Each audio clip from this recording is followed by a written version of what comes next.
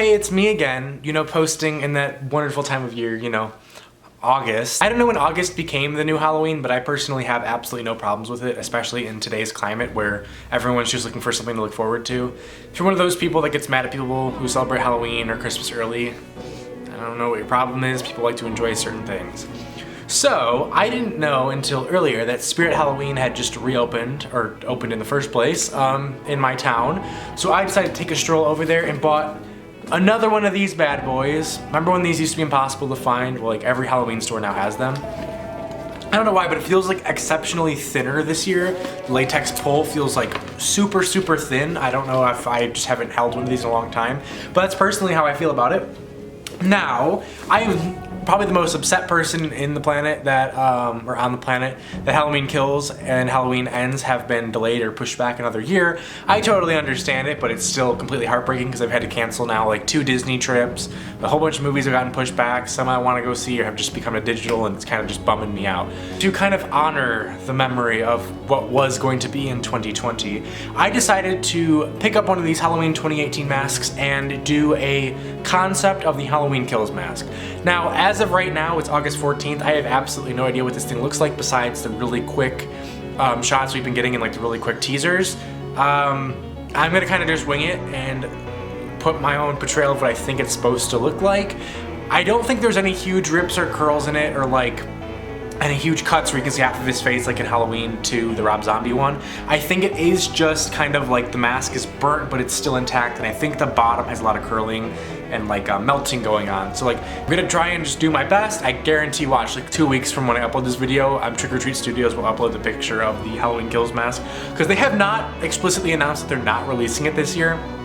They have said on, I think their Facebook, someone was like, oh, well, why wouldn't we release the mask still? So I think they might be releasing it this year, but don't quote me on that. What I'm gonna do is use liquid latex to kind of just create a burnt effect on the side of the face, and then I'm gonna go into some really interesting paint techniques that I actually learned that Chris Nelson used in Halloween, or for Halloween 2018, that I've never done before in any of my previous repaints videos, so there's gonna be a lot of new techniques in this video. So hopefully you guys enjoy. Let's jump right into it.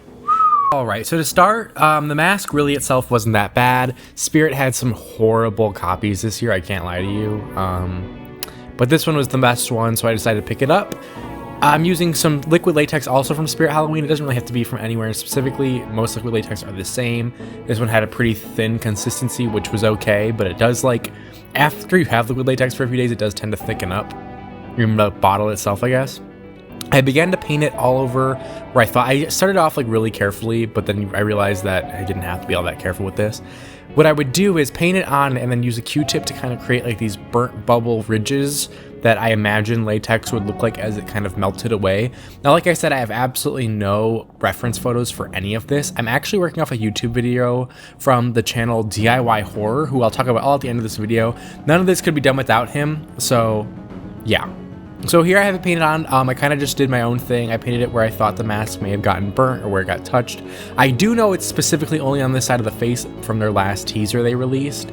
Yeah, and then once it dries, it's going to dry very glossy and clear. I then used a Sharpie just to kind of draw out where the gunshot wound is from the end of the first Halloween. Or I guess the sequel, but like the first in the new trilogy. I'm using a reference photo from the new trailer. I think I kind of put it in the wrong spot. I used this reference photo and like for some reason I thought it was perfect, and then like later on I kept looking at it, I'm like, this feels off. So let me know if in the comments if this is way out of the way. I really don't care either way. I'm still really happy how it came out. I was just curious. I then, so I'm using a technique that actually Christopher Nelson used on the original mask, and I saw it in a magazine, but I couldn't find the actual article, so maybe I'm crazy, but I know this is how he did it. So I'm mixing brown and black with a little bit of liquid latex and just a tad bit of water. The ratios are kind of just all over the place. And then I'm painting the entire mask black. I'm like kind of like a really dark, it has like a little bit of green in there. It's really just to create a really dark base in all of the cracks and crevices. And so what we're going to do is, instead of like the old technique I used, I typically would go with the light first, and then, you know, dark washes on top to make everything pop. But we're going to do the opposite here. So everything is painted this really dark gray, kind of greenish hint. And what I'm going to do is take some white and mix it with a really small amount of black and some liquid latex. And what we're going to do is dry brush over the entire mask in a whole bunch of passes. So yeah, as you can see, it's kind of like a little bit of an off-white. It almost has a gray hue to it.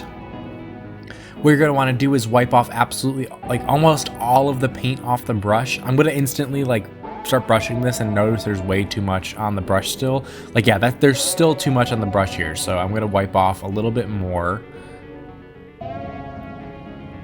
And then continue dry brushing, like, the hell out of this mask. You want to do this really slowly and continue building it up in really, really thin layers to get the best possible look. So you can see here I have barely any paint in the brush, and as I go over it, it's just staying on those top ridges and leaving that dark paint in all of the cracks and tears and rips and everything, which is perfect, and it's how they actually did it for the original film, which is pretty awesome. Like I said, do this over and over again really, really slowly, or really lightly, I should say.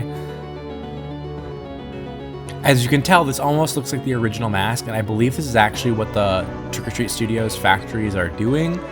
So here's with a whole bunch of layers built up, and you can see it's pretty awesome. You can see the burn effects looking really, really cool.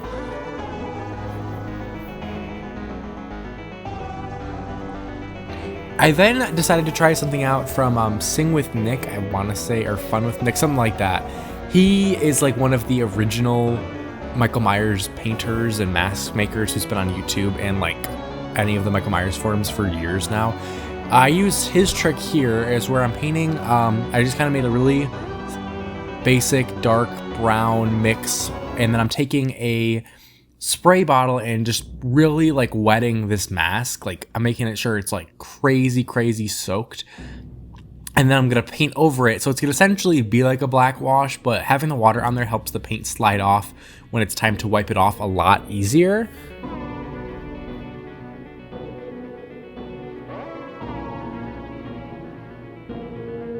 And then using a damp cloth, you're gonna wipe away most of the paint, leaving kind of a darker texture or darker color all over the entire mask, while also making some of those cracks and crevices pop just a little bit more.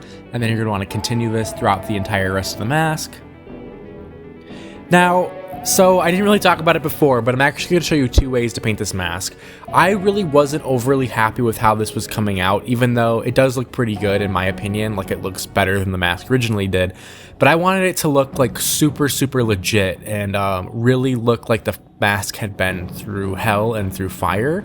So I'm using some original techniques right here, but in a second I'm actually going to jump over to an airbrush.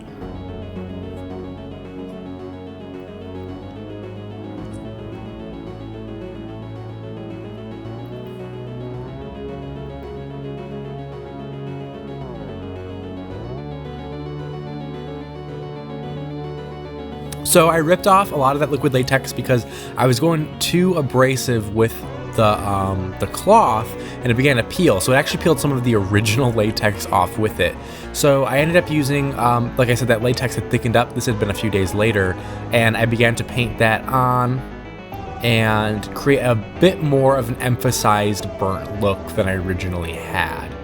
I then decided to mask off the hairline because I always tend to get paint in the hair. And then I took, so it's white, it's a 1-to-1 ratio of white to water for the airbrush. You want a really thin consistency when airbrushing with latex, especially because I'm going to add just a little bit of latex in there, about like a quarter of that whole entire mixture. And latex can really gum up an airbrush, at least in my experience. So keeping the mixture super thin allows you to do multiple passes and not destroy your airbrush. So you can see how thin that is.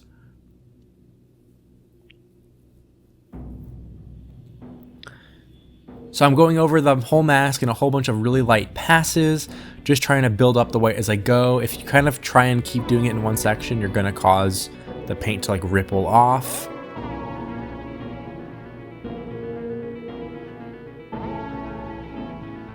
And you can use a hairdryer to speed up the drying process if you're impatient, but I found that with this mix, it pretty much dried within like a minute.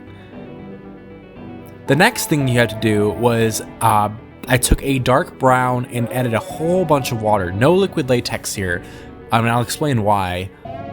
And I began to airbrush that all over the mask, essentially, but mostly in where any of the worn and cracked areas of the mask were. The reason we're not using liquid latex is because we don't really want it to tack on all of that much, because we are going to wipe off a whole bunch of it later on.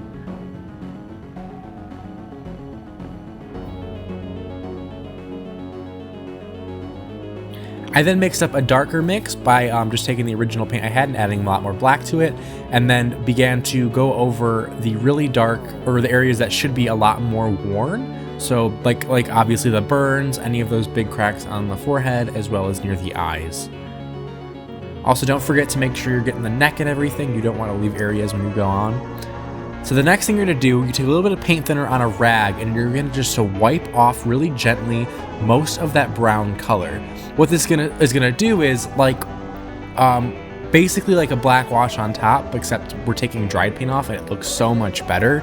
You're gonna want to do this really, really lightly, and like I said, in a whole bunch of light passes. You don't want to remove the white paint underneath. You just want to be really gentle and get it off the white paint. So here's what it looks like after about 10 minutes of getting all of that, or most of that brown off. I was really digging this a lot better than the look I had previously.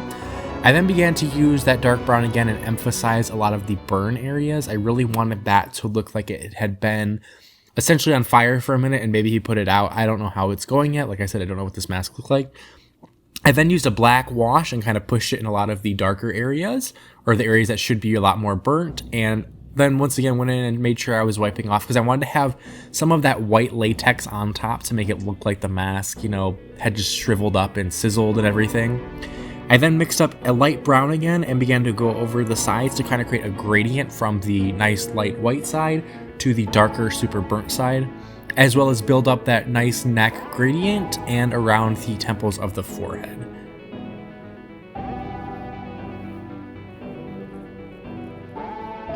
And you're gonna obviously want to build this up in light layers as well. Don't try and do it all at once, or it's gonna there's not a lot of coverage to this paint that you're creating with this water. So if you kind of try and build it up all at once, it creates this weird ripple look, and it's really bad. It looks like you threw water at it.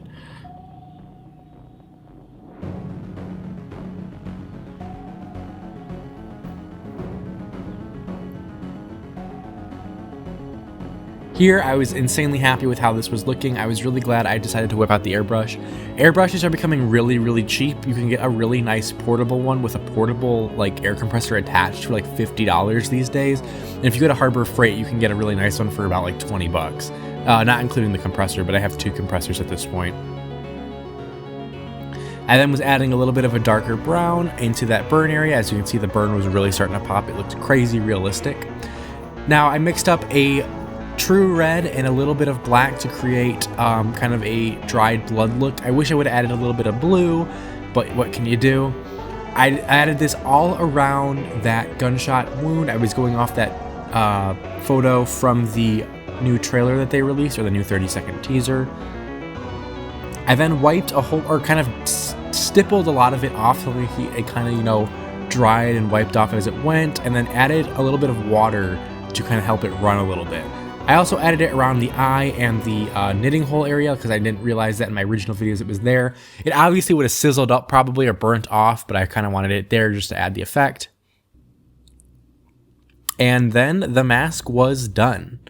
So I was beyond happy with how this came out. Like I said, this was most of my own artistic vision, I guess I could say, to this mask. I wanted it to look a certain way, and I was beyond ecstatic about how it came out. I didn't think I could create this look effectively, without actually burning or melting the mask. I also really liked how the airbrush created that gradient a lot more than doing it with actual hand paints. I put the whole costume on in certain lighting. This mask looked terrifying. I loved how it looked. I didn't really do too much with the hair. I kind of left it as is. I kind of just pushed it back a little bit.